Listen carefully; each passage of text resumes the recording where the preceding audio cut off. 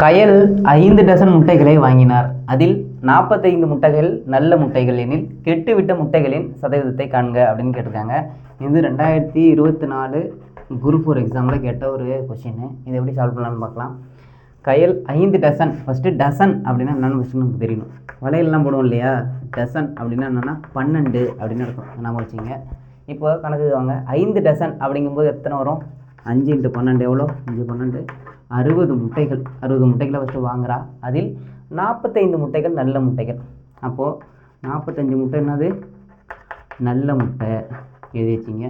அப்போ கெட்ட முட்டை எவ்வளோவா இருக்கும்? அதில் 60 முட்டையில் 45 போயிட்டுனா மீதி 15 முட்டை கெட்ட முட்டை. அதை வந்து சதவீதத்தில் கேட்குறாங்க. சரிங்களா? எப்படி போடலாம் பார்த்தீங்கன்னா, இப்போது 100% தான் ஃபுல் அமௌண்ட்டு, அதாவது ஃபுல் முட்டைகள் 60 முட்டைகள் அப்படின்னு எழுதிங்க.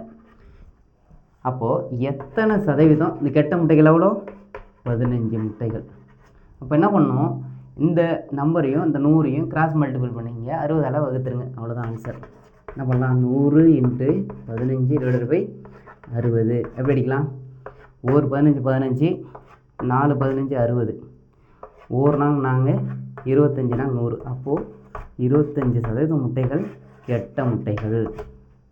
ஓகே.